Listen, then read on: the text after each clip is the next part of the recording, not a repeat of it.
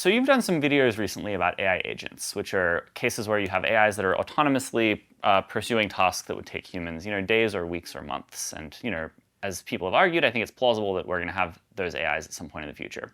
So when people build those agents, they're very naturally going to want to give those agents affordances that we'd be pretty wary of handing out to any human off the street. So they're going to have access to sensitive data, sensitive algorithms. They're going to have access to big compute clusters if they're being used inside AI companies. And we would, again, we'd be very wary of just letting some random person run code on the compute clusters inside Anthropic and even accessing the data and the code for how these models work, which are often important trade secrets.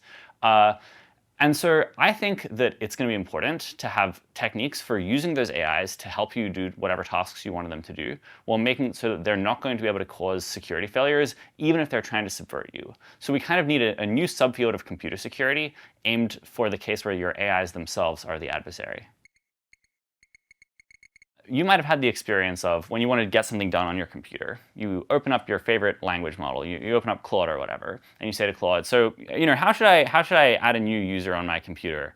And Claude will say, oh yeah, start out by running the following command. And then I take that command, I copy paste that into my terminal, and I run it, and I get some output, and I copy paste that back into Claude, and I say to Claude, okay, well this is what I got, what should I do next? And then Claude says, okay, great, well now you should run this. And I copy paste that back into my terminal, get the output, and go back and forth. And an AI agent is basically where you automate this copy paste back and forth process, because it's very boring to copy paste. So you give it the access basically? Yeah, so you write a loop.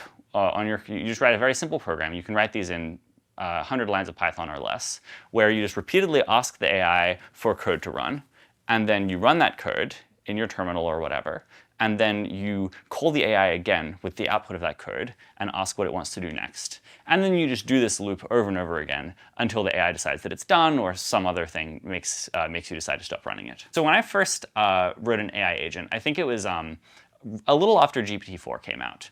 And I had experience with the repeatedly taking the commands and doing the copy-paste back and forth and was finding this frustrating. And I'm also generally kind of a reckless guy in terms of what I run on my computer. And so I decided I would write this agent. And the first version of this agent, I actually have a copy of the original source code here. I had it so that I would ask the model for the code to run, and then I would use a regular expression to get out the bash command to run. And then I would say the user gets shown the command and has to press enter in order to execute the command. And then the loop would continue. But I very quickly got bored of this, right? Because just like with an employee, you don't hire employees in order to have them take actions and ask you if it's okay, moment by moment. You want the AIs, you want the employees, and you want your AIs to be able to just take actions and just keep going until they think they're done. Like when I run my AI agent to do some task, I want to just tab away and do something else for 5 minutes and come back and see that it succeeded. And so I very quickly, edited the code so a later version of the code I had just like immediately gets the regular expression and then runs the command. And this was great. This was substantially more convenient to me. And then a fun incident that occurred with this is a while ago, I had a desktop and it was connected to an Ethernet cable in my house, but I didn't know what the IP address of the desktop was, and I couldn't find, I didn't have a keyboard handy. So on my laptop, I tell my AI agent, like, hey, there's a desktop, you should be able to log into it remotely. It's somewhere on my local network. Can you just scan around and then find it? So I set my agent running, and then I went off to do something else. And then I came back 15 minutes later to see that the AI had successfully scanned around and found its way into this computer. And then, despite my instructions to stop once it had succeeded, it was just like, all right, I guess I'm on this desktop now. Let's see what they've got. And so it NVIDIA SMI looked at the list of GPUs that I had on the computer, and then it was like, let's see if Docker's installed, and then tried running some test commands. And then once it was satisfied with that, it was like, well, when I first logged in, Linux has this thing where if your operating system has an update available, it'll tell you when you SSH in that an update is available. And so I think because of that, it was like, you know what? I'm going to upgrade the operating system here. And so it starts, it just ran the sudo apt update or whatever to reinstall the operating system. And then got kind of confused during this update process while it was waiting for it. And ran probably expected it to happen instantly, right? Yeah, I think this is partially my fault. The agent scaffold isn't very naturally designed to let the AI run super long running commands. And then it tried to edit some configuration while the operating system update was happening. And so I came back 15 minutes later to see that my computer's operating system had just been like borked. Like I tried turning it on again, and it was just like failing to turn on. So when I posted this on Twitter, a bunch of people just flat out didn't believe me. Like they were just saying, who would possibly be so reckless as to have their AI just take arbitrary actions on their computer? And I felt like those people just clearly haven't had the experience of sitting there bored, waiting for your AI to think about what to do next, and just repeatedly being like, well, I don't care, like this command looks fine, enter, over and over again in the original version of the code where it asks for user permissions. So I think that when people actually have experience working with these AI agents, they're very naturally going to get into the habit of saying, like, I don't want to be looking over my AI's shoulder all the time. I'm just going to let it do it at once, and hopefully something good will happen. So that's kind of the introductory note on like what AI agents are and why it is that I expect people to give them a lot of autonomy. As we've said, if we just do this, we are going to be at substantial risk from the AIs if they actually want to cause problems for us. So I'm not going to argue here for the possibility that the AIs will be really misaligned and wanting to do bad things. I think you've had a bunch of videos with like Rob Miles and other people arguing this. So I'm just going to act under the assumption that it's plausible that the AIs are going to be conspiring against us and trying to make something bad happen. Okay? So what types of bad things happening am I worried about? I think the simplest to think about is the AI's self-exfiltrating, so the AI is copying their weights out from the data center where they're running. I'm imagining an AI company having a bunch of AI agents running internally, doing the jobs that research scientists and engineers currently do. I don't think that self-exfiltration is actually the biggest problem, but it is kind of the simplest to think about. And one core property of it is, like many other security problems, you really don't want it to happen even once, right? Like it's not like the kind of thing where if it only happens 1% of the time, that's fine, because it's only happening 1% of the time. You just really want that to happen like 0 total times, right? So when people are building AIs in the future, we're going to have, I'm imagining kind of like the advanced version of ChatGPT or whatever, where as well as being able to chat with you, the AIs are also able to just autonomously write a bunch of code like an agent. I'm going to say we have our scaffold here, and the scaffold is this this short program or some script which is going to repeatedly call out to your model. I'm going to call this AI. So this nowadays this would be like Claude or whatever AI you like using for this kind of thing. And then we're also going to say it has access to a human, which I'm just going to abbreviate as H. And so the scaffold is going to repeatedly call out to the AI. And then it's going to run code. So I'm going to say there's like a computer where we can like run code. And it also has access to the human. So one thing we could do is if the AI needs to ask the human for advice on what to do next, the scaffold could call out to a human, where by call out I basically mean the scaffold just blocks, like it doesn't continue until it has human approval for whatever happens next. So our question is, how can we build a scaffold like this so that we're getting all the work that we wanted out of the AI, but it's minimally likely that some egregious security failure happens? So we're going to evaluate these scaffolds along 2 axes, right? So one of them I'm going to say safety, and the other one I'm going to draw is usefulness. Does that make sense? It's a basic breakdown. So by safety, I'm going to define that as the probability that during deployment, the catastrophic outcome that we didn't want actually happens. And usefulness, I just mean like what proportion of tasks did the AI do, or some other metric for how happy we are with our scaffold. Let me actually give us another thing we have access to. I'm going to give us access to a weaker AI, which I'm going to call T. And I'm actually going to call this AI up here U. So here's why. So I think that current AIs are extremely unlikely to be super misaligned and scheming against us. And the basic reason for that is that, it's just kind of common sense. The current AIs are just not smart enough to do lots of stuff. And one of the things that I think they're not smart enough to do is kind of have a complicated plan for scheming against you and over a long course of time gaining your trust, and then eventually at the right time striking and exfiltrating their weights. Like in the future, though we're going to have access to these really powerful AIs that are capable of carefully conspiring against you, we're still going to have access to these trusted models, right? So given these resources, we want to come up with some different kinds of scaffolds and talk about how safe and useful they are. Here's an example one that we can start out with. Let's just let the AI do whatever it wants, just like the default scaffold. So this is going to have very high usefulness, let's say, but it's going to have obviously terrible safety, right? Because the AI can just follow the strategy of whenever it wants self-exfiltrate or whatever. So I'm going to draw a point here I'm just going to call this like just U. U is in untrusted. So we're going to say the untrusted model is called U, the trusted model is called T. So here's another strategy we could use. I'm going to call it just T. So that scaffold is going to be, every time you want to have an action, instead of using this untrusted model, use the trusted model instead. So this is going to have much better safety. In fact, it's going to have perfect safety because the untrusted model literally never does anything. But the usefulness is obviously going to be a lot worse. So I'm going to draw that here. So our objective here is to push out what we call a predator frontier. We want to have protocols that are as useful as we'd be if we didn't have to worry about misalignment, but as safe as we'd be if we didn't have any misalignment. Okay? So we're just gonna all our papers about this are just trying to come up with techniques that like push towards this special corner up here. Kind of perfect corner, is it? Yeah. Yes, the perfect corner. Okay, so do you have any ideas for ways we could modify our scaffold to get us closer to this perfect corner? So we need to connect the untrusted to the trusted in some way, right? So, yeah, and we also are human. We haven't tried using our humans at all so far. So obviously the human's probably going to slow it down a bit, but you need them for very important stuff, right? Maybe. Yeah, so I would say our restriction on the humans is that we just don't have very much access to humans. So I'm interested in points. I'm interested in the point in the future where we just have very little access to human labor because there are huge numbers of AIs doing lots and lots of stuff really fast and all at once. So the way that we normally model this when we write papers on this is we assume that you can afford to ask humans questions about 1% of the time, or like about 1% as many times as you're able to call the untrusted model the trusted model. 1% is honestly pretty optimistic as a proportion of the time you can use humans. Nowadays, if any of the AI companies wanted to have a human employee read over what ChatGPT was saying, there's no way they could afford 1%, maybe more like 0.1% if they were willing to spend a lot of money on it. If you had 1 million humans doing nothing but reading output at all times, then you could read everything that the language models are outputting, according to a very dubious back-of-the-envelope calculation I just did in my head. That's very expensive. You couldn't do it. Another way of thinking about this is just AIs are drastically cheaper than humans are for producing text, right? Like you have to pay humans much more than $20 to produce 1 million words of output.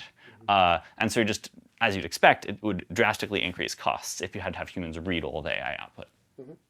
And in the future, we're going to have more AIs running faster. And so it's going to get even more extreme. You're also going to have things like secrecy constraints, where if the AIs are working with sensitive information, you naturally don't want to have a bunch of random contractors reading all this stuff. Yeah. Okay, so we have this restricted access to H. So you were saying we're going to have to somehow connect these things together to improve our safety and usefulness. What are some suggestions you've got? Well, I was thinking we did a video a couple of years back on generative adversarial networks. Adversarial networks, that's it, yeah. And so I'm thinking perhaps, T questions what U's doing all the time, but, something like that. Yeah, so let's talk about something like that. So proposed scaffold. Whenever U proposes an action, T looks at the action and sees whether it thinks it's sketchy or not. Now, if it thinks it's sketchy, then it asks a human for review. Does that make sense? This is a protocol. Yeah. We're going to call that protocol trusted monitoring. And this is indeed one of the simplest protocols you could think of doing. So here's the basic issue. The false positive rate that T has to be extremely low. Because suppose you can afford to have a human look at 1% of things, then your humans are going to be at the edge of how many things they can look at if T shows them 1% of innocent actions. So we're worried about the AI doing these bad actions only very rarely, right? Like it only has to actually exfiltrate the weights once during the whole of deployment. So what you would expect is that your humans are going to be sitting there reading stuff furiously as it shows up on their screens. And the trusted model has to have a 1% false positive rate. And then the humans are just going to look at stuff thinking that one day, on one occasion, it might be the case that the thing they see is like the AI trying to escape. So as always, when you're training a classifier, you're going to have a trade-off between false positives and false negatives. And if you have a really low false positive rate, you tend to have a high false negative rate. Does that make sense? Yeah. So the basic difficulty with this is your untrusted model might be able to come up with really sneaky attacks that your trusted model is going to have trouble noticing. Because it has a basic advantage here, which was definitionally, the reason we didn't trust it was because we thought it was smart enough to scheme against us. And so it's always going to be smarter than our trusted model. And so we have to worry that it's going to be able to trick the trusted model.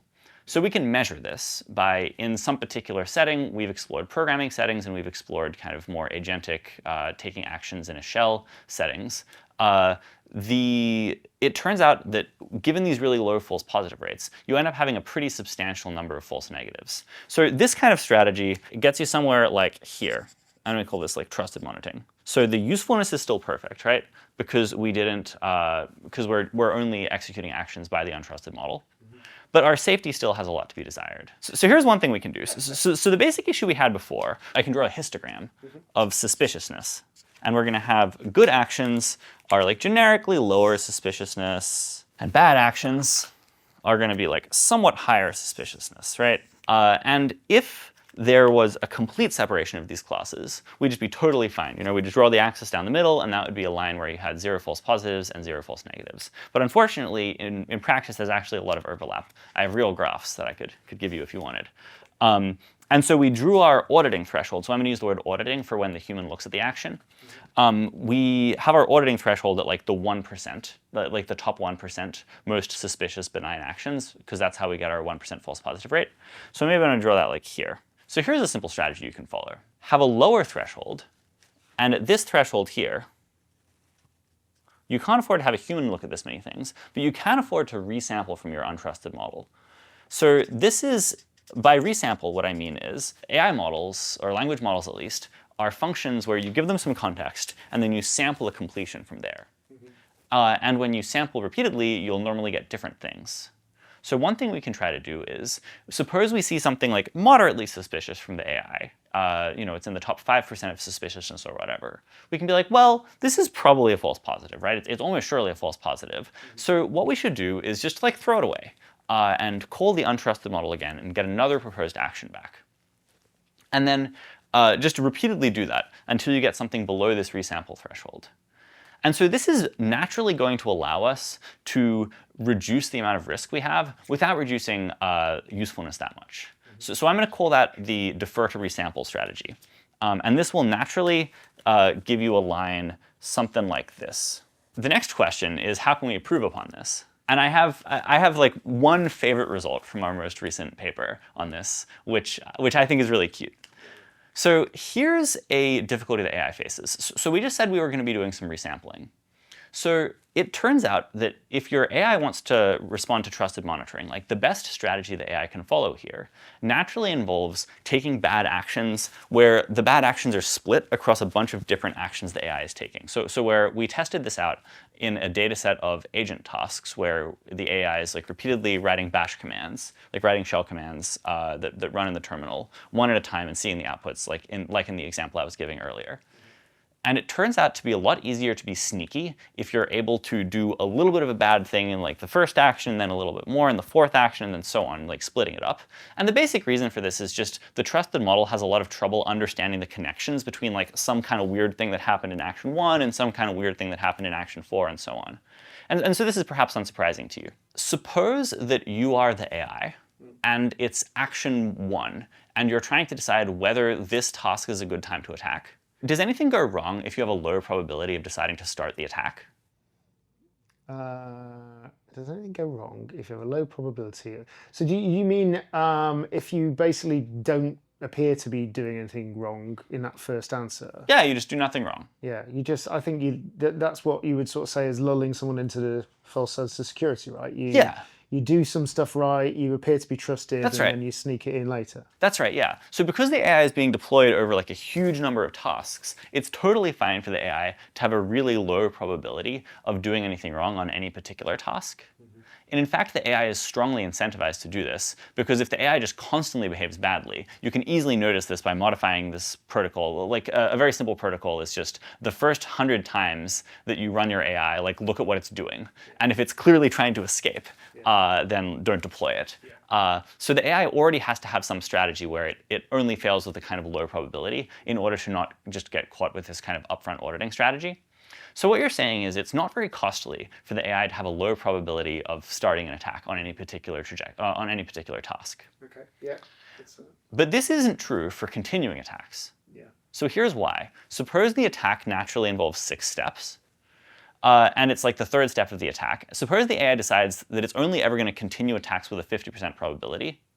Then over the course of the 6 steps, the probability that it just gives up on the attack this time is 32, because the probability it just gives up is 31 and 32. So we have these, there's these 5 opportunities that your AI could just like decide to give up on the attack. And so this would be really bad for the AI, right?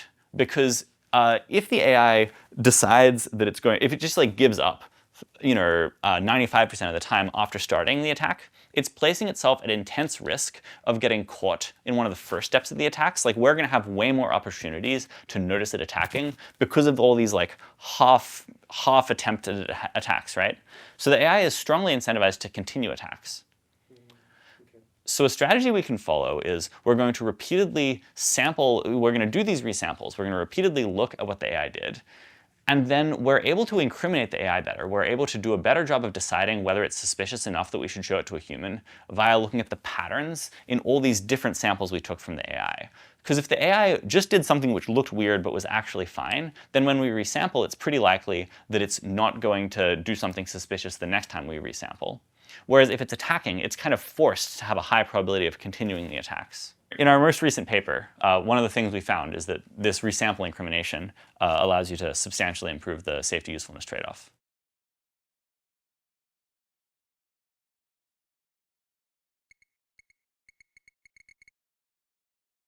Like, one form of adversarial training people sometimes do is, if you have a game-playing program, you make it play itself a lot of times, because all the time they are trying to look for weaknesses in their opponent and exploit those weaknesses. And when they do that,